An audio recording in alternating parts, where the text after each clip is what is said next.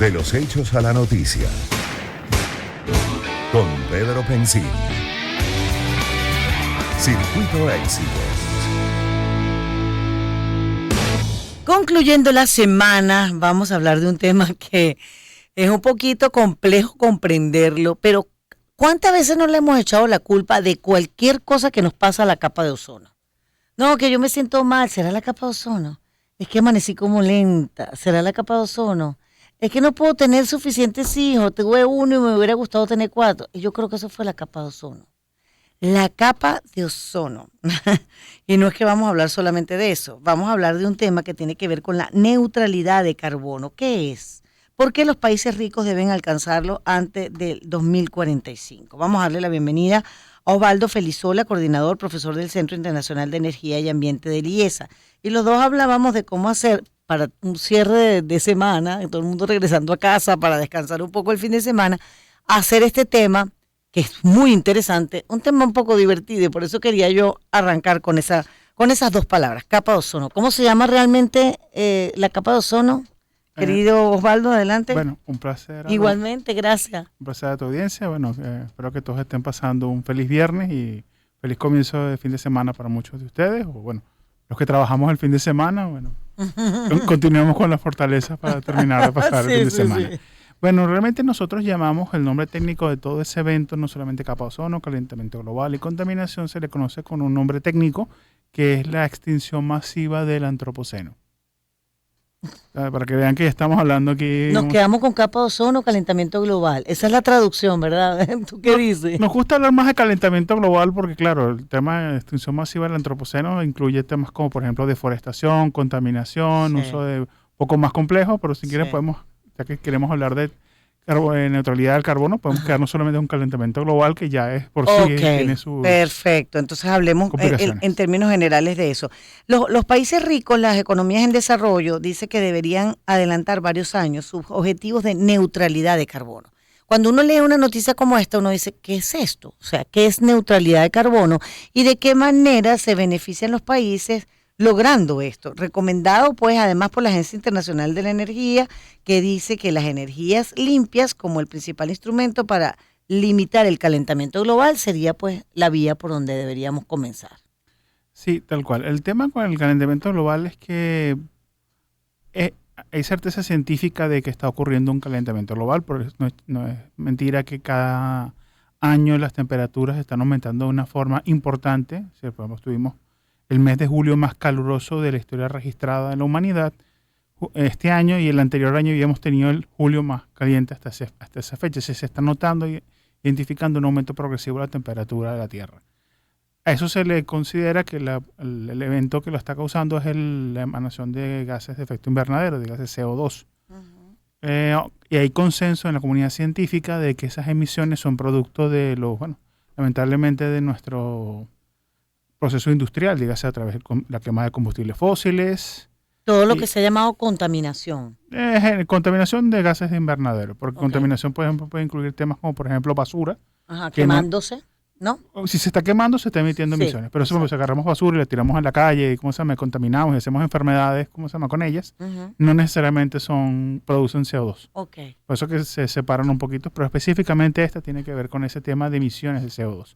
Y los países desarrollados están tomando en cierta medida, primero la responsabilidad, porque ellos fueron los primeros en desarrollarse industrialmente utilizando esas fuentes, por ejemplo, dígase carbón, petróleo, gas, y se han dado cuenta que, el planeta nos quedó chiquito. Sí. ¿Por qué la preocupación, Osvaldo Felizola con nosotros, de las emisiones de CO2? ¿Por qué estos países se preocupan y hasta qué punto solamente son los países ricos? ¿Por qué no lo hacemos también quienes de una u otra manera estamos todavía en el subdesarrollo? Bueno, es que esto es un tema de toda la humanidad como un todo. O sea, aquí no hay nadie que se escape de ellas. Por eso la gente joven, por ejemplo, eso es un tema sumamente importante. Los muchachos en el estudio me están viendo con unas caras, que casi que me iban a tirar una botella en la cara porque no estoy defendiendo el medio ambiente. Pero sí, en cierta medida es cierto. Las energías, el tema con el calentamiento global es que esto pone en riesgo no solamente la vida humana, sino de todo lo que hemos disfrutado. Eso significa, por ejemplo, para el caso venezolano, un aumento del proceso de desertificación, porque van a empezar a aumentar, ya están ocurriendo temperaturas cada vez más cálidas. Eso hace que las selvas tropicales se pierdan, que nuestras hermosas playas que tanto los muchachos quieren disfrutar se vayan haciendo cada vez más invivibles, más insoportables.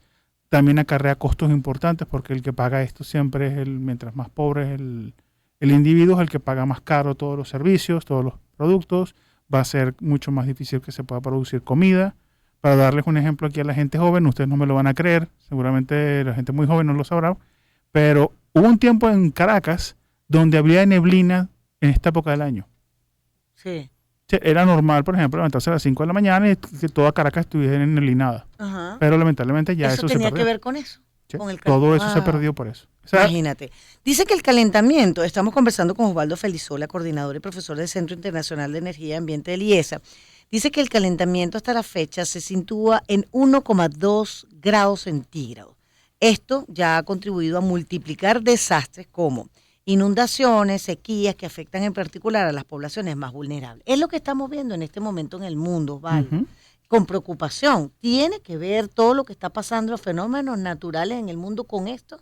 Totalmente. ¿Y qué significa 1,2 grados centígrados, que pareciera que fuera poco? No es poco, Es es más, muchísimo. es muchísimo. Para darles una idea, Ajá. desde la última glaciación, ¿se acuerdan? Cuando estaban los mamuts ahí circulando por la Tierra, Sí. hasta las temperaturas principios del siglo XIX, apenas había subido 2 grados centígrados. La temperatura media, es decir, estamos casi que alcanzando la misma variación térmica que se tenía de los mamuts Ujú, hasta el comienzo de la era industrial. Digamos, imagínense las épocas de los romanos. ujú. O sea, entre los romanos y los mamuts había una diferencia térmica de apenas un par de grados menos que lo que hay ahorita. Entonces, con nosotros con los romanos, eso es peligrosísimo porque si pasamos de tener, por ejemplo, que las capas para darles una idea, las capas de hielo en el hemisferio norte llegaban hasta más o menos la mitad de los Estados Unidos. Toda Europa estaba enterrada de nieve. Y eso fue con 2 grados de temperatura que se pudo colonizar la Gran Bretaña. Con esto estamos hablando que posiblemente con 1,5 grados centígrados, que es la meta que quiere evitar la Agencia Internacional de Energía y la Organización de las Naciones Unidas, con todos estos planes para descarbonizarnos, es justamente evitar que se produzca un efecto cascada que haría, por ejemplo, perder las capas polares. Sí. Y eso haría aumentar los niveles del mar por lo menos 9 metros de altura. Mira, dice que además hay una cita que se va a hacer próximamente entre noviembre y diciembre, cuando se sientan los grandes con las grandes instituciones, organizaciones que tienen que ver con esto del calentamiento global. ¿Se llegan a acuerdos realmente que se ponen en práctica o es muy complejo por el tema? Es muy complejo porque el tema es muy mixto. Por ejemplo, países como, por ejemplo, Estados Unidos tienen, como todos saben, sus dificultades porque, por ejemplo, hay un movimiento importante de ecologistas, por ejemplo, que están con el presidente Biden, un grupo importante, pero también está otro grupo que están con los republicanos, que más bien quieren bajarle un poco ese nivel de importancia porque ellos están asociados a industrias que son históricamente famosas por consumir CO2, dígase petróleo y gas. Uh-huh. Como por el caso venezolano, nosotros somos un país que, claro, por nuestra condición de país tropical, nosotros recibimos un palo muy fuerte con el tema del calentamiento global, pero también viene el tema de que, oye, ¿cómo hacemos nosotros para vivir si no podemos vender petróleo porque estos países van a dejar de consumirlo? Entonces, China es un ejemplo probablemente más dramático de esto, porque China es un país que depende muchísimo del carbón, pero también tiene el tema de que lamentablemente no tiene suficiente carbón para la cantidad que consume. Entonces ellos están viendo cómo pueden hacer un proceso acelerado de transición energética, utilizar energías renovables, porque es algo que para ellos abunda. Okay. Me encanta la explicación. De verdad que eres muy, muy didáctico, muy académico, porque no es un tema fácil de digerir. Quizás para la juventud, sí, como dices tú, pero para uno es un poquito más. Dice que el futuro de las energías fósiles se anuncia como uno de los asuntos más ásperos en las negociaciones. ¿Nos puedes explicar, Osvaldo, por qué? ¿Qué es esto de las energías fósiles? ¿Quiénes son? ¿Cuáles son los países que más utilizan estas energías fósiles? ¿Y por qué tan áspero a la hora de sentarse a negociar? Es áspero, el primer motivo es por temas financieros, el cochino dinero. Aquí el tema está, por ejemplo, uno asocia con fósiles las tres grandes, que díganse que son carbón, petróleo y gas. Entre ellos están los grandes consumidores, dígase Estados Unidos, Europa y China, bueno, junto con la India. Y entre sus productores estamos nosotros, Venezuela, Arabia Saudita, Irak, Irán, Qatar, Nigeria, todos los países de la OPEP. Bueno, y Rusia incluida. Entonces aquí es donde está el tema. Es un tema áspero porque todo el mundo quiere, de una cierta medida, de independizarse de las energías fósiles, empezar a utilizar fuentes de energía más limpias, porque eso es mentira que nadie, por el mismo principio altruista, pero tenemos el tema de que el dinero es el que manda. Entonces, Vamos a ser sinceros, imagino que todo el público que está ahorita en el tráfico atrapado, y espero que deseo mucha suerte y fuerza que ya están por llegar a su casa. Imagínense lo sabroso que podría ser, por ejemplo, tener un parque automotor completamente limpio, que ustedes pueden estar, por ejemplo, en ese tráfico en ese momento, pero sin consumir nada de gasolina, se acabarían las colas de la gasolina, pero trasladamos el problema ahora para el sistema eléctrico nacional. Ujú. Si de paso nuestro sistema eléctrico, que es famoso por estar fallando y no ser muy confiable, imagínense pasarle ahora todo el dolor de cabeza de la gasolina más el tema de los Sí. apagones todos juntos en un solo sitio. Sí, sí, sí. Ahora, con respecto a los seres vivos, los animalitos, ¿qué pasa con esto del calentamiento de la tierra? Bueno, esto es Una delicado. de las cosas que yo más sufro, por supuesto, tanto también todo lo que tiene que ver con los seres vegetales también, que son seres vivos igual, las plantas, etcétera, pero los animalitos, ¿qué pasa con ellos? Bueno, considerando las plantas, hongos y animales que Ajá. también se ven afectados por Ajá, esto, o sea, ajá. el reino son animal, vegetal y hongo, Ajá, ¿verdad? fungo, tienen la situación de que lamentablemente, por ejemplo, en el caso venezolano, al ir aumentando progresivamente las temperaturas, como se han registrado por encima de 1 grado centígrado en algunas partes en Venezuela, eso hace que algunas especies de animales y de plantas no puedan vivir en las mismas condiciones. Ujú. Entonces empieza a pasar, por ejemplo, que la flora empieza a aumentar de altitud.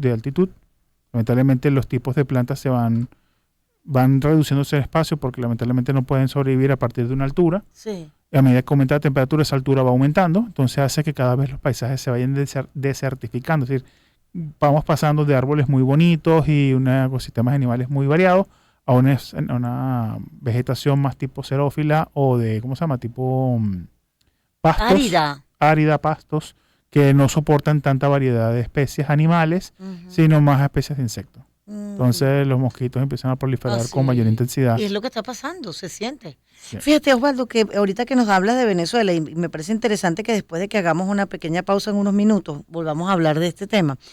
Osvaldo Felizola nos dice que bueno, que Venezuela se ve afectada ciertamente como todas, porque es un fenómeno internacional, pues en todos los países del mundo se ven afectados con este aumento de calor de la tierra, con este tema del calentamiento global. ¿Tiene que ver el calor que hemos sentido recientemente en Venezuela con esto? Totalmente. Es un hecho 1 a 1.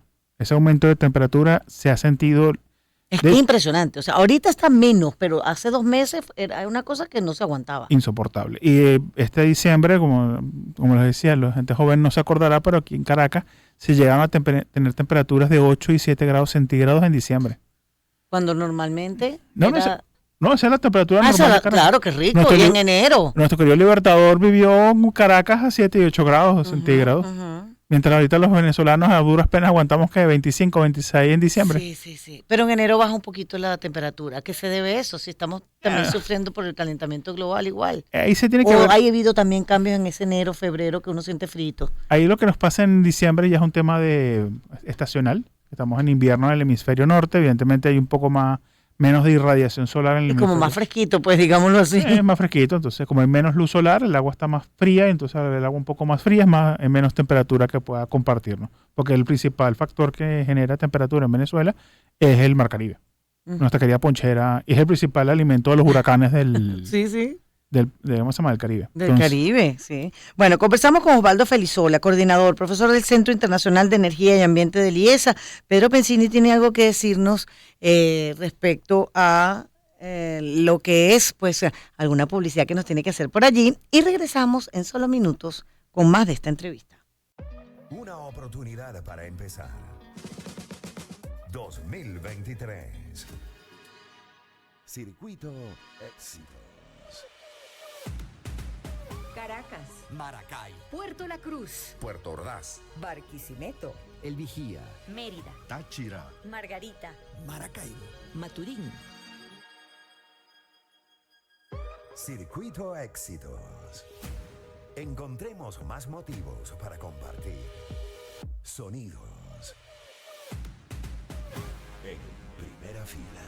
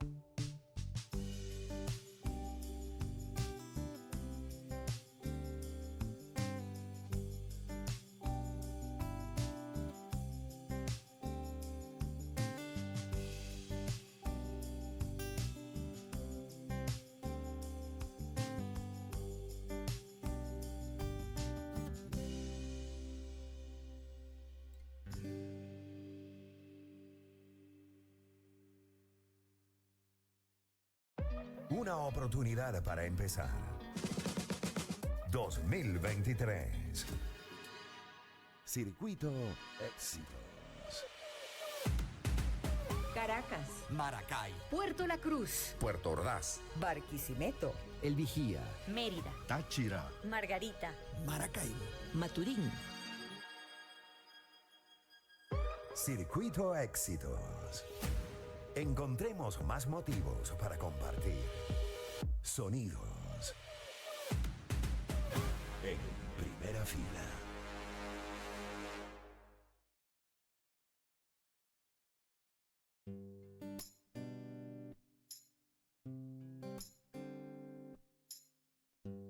Todo. Recorrido noticioso por la realidad. Con Pedro Pensini. Circuito Éxito. Bueno, nosotros continuamos, Alba Cecilia Mujica, con ustedes aquí, ya terminando esta semana. La semana que viene ya regresa Pedro Pensini. Osvaldo Felizola nos acompaña, coordinador profesor del Centro Internacional de Energía y Ambiente del IESA. Estamos hablando de la neutralidad del carbono, que según el Parlamento Europeo se alcanza cuando se emite la misma cantidad de CO2 a la atmósfera de la que se retira por distintas vías, lo que deja pues un balance cero, también denominado huella de carbono cero. Pero dice, ¿a qué nos referimos exactamente con huella de carbono? Se define como el total de emisiones causadas por un individuo, organización, servicio o producto. Tiene que haber un balance para que lógicamente las cosas funcionen. Cuando hay un desbalance es cuando vemos las reacciones que hay hoy en día en la naturaleza. Exactamente. Aquí tenemos dos complicaciones. No solamente el hecho de alcanzar neutralidad cero, es decir, que nuestras emisiones sean, me gusta decirlo como por ejemplo de la Venezuela de la época de los techos rojos, donde prácticamente toda la producción de CO2 que teníamos en Caracas o en todas partes de Venezuela y del mundo incluso, era básicamente neutralizado porque siempre era 100% vegetal. Sí. Entonces, claro, lo que producías de biomasa era un carbono que se había producido muy recientemente. El dilema que tenemos con estas fuentes fósiles es que estamos usando carbono muy viejo. Digamos con un carbono porque existía en la atmósfera. Pues la primera pregunta que uno se hace es, ok, ¿de dónde estamos sacando este carbono? Pues este carbono se encuentra sellado en roca desde aproximadamente antes de los dinosaurios. De hecho, más o menos como 5 veces más, durante la famosa época de la explosión del Cámbrico. Ok, y nunca se había manifestado, digámoslo así. No, le estuvo aquí manifestado completamente durante la época de esos famosa de, ¿cómo se llama? Seguramente escuchaban hablar de los primeros animales que circularon por la Tierra, que eran unos pececitos que podían caminar en el suelo, en las clases de historia de la Tierra. Desde esa época para acá hemos ido bajando los niveles de CO2 gracias a la naturaleza. Entonces la idea con alcanzar esta neutralidad cero es esos carbonos que estamos arrojando, si estamos llegando a la Tierra a un clima que no ha visto desde hace casi 300 millones de años. La idea es volver a unos niveles un poco más razonables, primero los que conocíamos hasta hace simplemente 100 años. Entonces requerimos, número uno, alcanzar la neutralidad cero, que todas las emisiones de CO2 que se produzcan sean compensadas, y número dos, hacer captura de CO2. ¿Cómo es eso? Esos 100 años que hemos producido petróleo, hemos consumido petróleo, carbón y gas, han generado una huella importante que tenemos que traerlo otra vez al suelo. Okay. Entonces, ahora, ¿cómo se alcanza ese equilibrio, Osvaldo? ¿Es tan complejo como que los países no han podido lograr negociaciones para alcanzar ese equilibrio y hacer, por ejemplo, tenemos que empezar por aquí, este es el primer tema que hay que abordar y de aquí en adelante este y este y este? Es un cambio importante porque requiere varios sacrificios de muchas cosas que, por ejemplo, aquí nos acostumbramos a tener vehículos a combustión, dígase automóviles, motocicletas. Imagínense cambiar ahora a vehículos como vehículos eléctricos. Tienen que ser vehículos más pequeños, más compactos, porque que se están viendo ya, y esto ha ayudado a reducir el calentamiento. Ellos también tienen su huella porque hay que producirlos, pero bueno, esa huella se puede manejar. El dilema que se tiene, por ejemplo, con estos vehículos no es tanto, por ejemplo, para darles un ejemplo de la complicación, para que vean el cambio. Una de las cosas, en Venezuela no tanto, porque lamentablemente el tema de la gasolina nos ha acostumbrado, pero vamos a ponernos en Venezuela de hace unos 10 años, si está en la posibilidad de tu audiencia. Yo sé que ustedes están ahorita en el tráfico viendo con ese cansancio y ese calor, pero no se preocupen, vamos a tratar de pensar en esa Venezuela de hace 10 años en la playa. Uno de los temas que teníamos es que nosotros podíamos echar gasolina en cuestión de unos 5 o 10 minutos máximo. ¿Se acuerdan cuando todavía se conseguía gasolina en todas las gasolineras? En un vehículo eléctrico tenemos que vivir más como vivimos con nuestros teléfonos celulares. Que a cualquier sitio que llegamos buscamos el primer cargador ¿Pero posible. de dónde nos podemos enchufar? Así se tienen que convertir todos los vehículos eléctricos. Lamentablemente esa es Y eso es una secreto a voces. tendencia mundial. Es una tendencia mundial. Lo que pasa es que como el parque automotor de vehículos eléctricos representa menos del 6% de todo el Sí. parque automotor mundial, no se ve el dilema de que, imagínense tener que convertir todos los estacionamientos de todo el mundo en subestaciones eléctricas, porque estamos convirtiendo... Y en esas- acabar como se hace con los carros que existen que emiten gas carbono. se podrían transformar. El problema es que lamentablemente no se pueden tener carros tan grandes con motores eléctricos porque se hace muy ineficiente. Entonces, por ejemplo, la única forma de, para dar un ejemplo comparativo, los vehículos, nosotros los venezolanos que nos encantan los carros grandes, cómodos y esas, ¿cómo se llama? Esas famosas camionetas. Espacioso. Ujú. Espacioso, eso requiere unas baterías que son casi 3 veces más caras que los vehículos normales. Si un vehículo normal costaría unos 20.000, 30.000. Ahorita los carros están un poco subidos de precio en todas partes del mundo, no solo en Venezuela. Alrededor de unos $30.000 nuevos. Los vehículos eléctricos equivalentes estaban cerca de los 80, 90. Entonces estamos hablando que tecnológicamente son mucho más costosos porque estamos hablando de una batería con ruedas. Entonces, que es el elemento más caro. De hecho, Elon Musk, que sé que para ustedes la gente joven es muy importante como influencer, él ha dicho bien claro que él está dispuesto a hacer cualquier negocio o apoyo con alguien que le ayude a bajar ese precio del litio, que es un producto sumamente costoso y que es la barrera de estos vehículos. Pero eso solamente en el tema de vehículos, porque también, por ejemplo, pasan cosas como tenemos que... En Venezuela no hay mayor problema porque nuestro clima nos lo permite, pero en países nórdicos el tema de la calefacción, porque calefacción eléctrica es mucho más compleja que, por ejemplo, la calefacción térmica. Entonces, Claro. por ejemplo, mucha gente se tendría que desacostumbrarse a tener su casa a una temperatura cómoda en invierno, hay que bajarle unos 5 o 6 grados.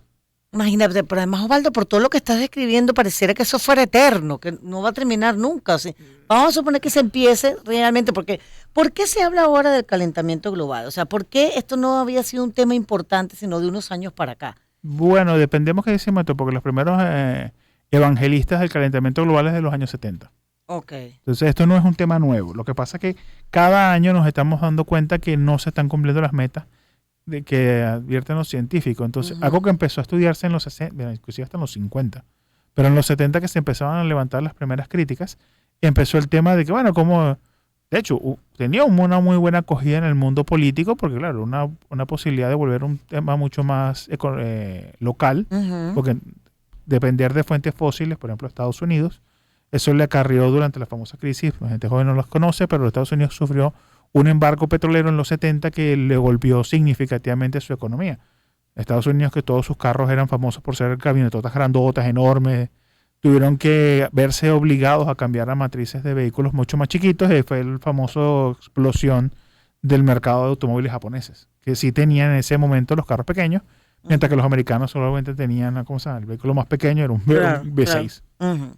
Osvaldo Felizola con nosotros, coordinador, profesor del Centro Internacional de Energía y Ambiente. Hablamos de la neutralidad del carbono, hablamos de lo que hemos llamado pues calentamiento global. Ahora dicen, me estaba apuntando nuestra productora, que no baja la temperatura en las noches de 20, en el caso de Venezuela, de 20 grados. Cuando antes tú decías, wow, ¿cuánto hay? 12, 11, qué frío, qué rico. En Caracas. En Caracas, exacto. Que Maracaibo no es baja lo 35. único, es la único que nosotros hemos sentido distinto en el ambiente a raíz del calentamiento global y de no haberse cumplido todo esto que tú dices que son normas que tendría que cumplirse a nivel mundial. ¿Es lo único que en Venezuela se ha sentido o hay algo más que se ha visto pues concretamente que hay un efecto negativo sobre ese sector? Nosotros tenemos 3 cosas principales. Temperatura es una, la otra es lluvias. Si se han dado cuenta, la época de lluvia ahora es más fuerte que antes. Si los Pero días que además, pareciera que se partiera el cielo. ¿Tiene Sí. que ver con eso también? tiene que ver con eso porque hace que ¿cómo se llama? El calentamiento global lo que hace es irse a los extremos. Hacer que llueva más fuerte, menos intenso. Por ejemplo, tenemos más periodos de sequía cada vez más fuertes. Lamentablemente no se reportan los niveles de Guri con la frecuencia que se reportaban antes, pero si se reportaran ustedes en público, para darles una idea, tenemos cada vez menos lluvias en las cuencas de los ríos. Eso hace que los ríos sean mucho más flaquitos y estén mucho más secos. Eso hace que lo que estábamos conversando con respecto a los animales y las plantas, hacen que número uno, las plantas sean más pequeñas, al tener plantas más pequeñas tenemos animales más pequeños. Estábamos aquí hablando durante el corte sobre un tema de una auyama. Eso va a hacer, por ejemplo, que todos estos tipos de auyamas van a hacerse cada vez más pequeñas en el tiempo porque lamentablemente no pueden crecer porque no tienen suficientes nutrientes. Mm.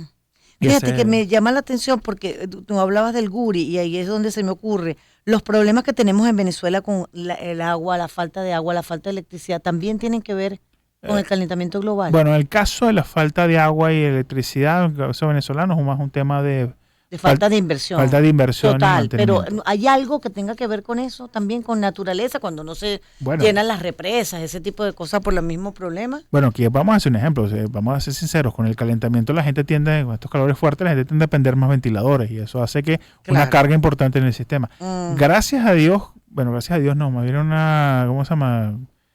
De alegría de tísico, el tema de que, por ejemplo, como las siderúrgicas en venezolanas, dígase la CBG y toda la Ujú, corporación ujú. venezolana guayana, está ahorita completamente paralizada.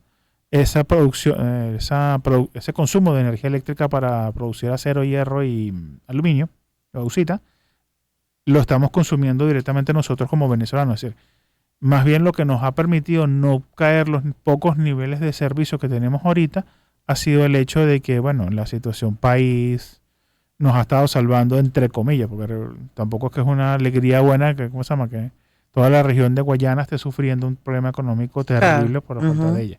Entonces Ujú. la respuesta es sí, hay una afectación importante. Todos los problemas que tenemos con el tema del agua y electricidad, además del tema del servicio, estamos pidiendo una presión extrema del sistema. Lo que pasa es que, claro, con la crisis económica, esa presión se ha ido desahogando por un lado que no era el que queríamos. ¿Sí? Bueno, esta última hora ha sido sumamente interesante, me encanta porque fue muy didáctica, de verdad, profesor Osvaldo Felizura. Yo te llamo profesor como, bueno, pero eres profesor del Centro Internacional de Energía y Ambiente del IESA, nada más y nada menos, Gracias, Alma. donde se estudian Gracias a tantas tu público. cosas. No, de verdad, un placer haberte tenido con nosotros aquí. Hoy, pues, concluyendo la semana, haciéndole la suplencia a Pedro Pensini, que ya la semana que viene estará de vuelta, pero el lunes y martes los voy a estar acompañando de la próxima semana. Pasen un feliz fin de semana, descansen muchísimo. La producción de este espacio a cargo de Paola Muciotti, Daniela Pérez y Michelle. Cónchale, que no estás aquí anotada, mi querida Michelle. Asistencia de producción, Ricardo Martínez Gámero. En la gerencia de producción, Yohara Paredes. En los controles estuvo más temprano Nelson Paredes y ahora Jonathan Aguilar, que se incorporó con nosotros hace una hora y hasta las 10 de la noche estará acompañándoles. En edición y montaje, Andrés Grafe. Alba Cecilia Mujica frente a los micrófonos. Feliz fin de semana. Que descansen. Este programa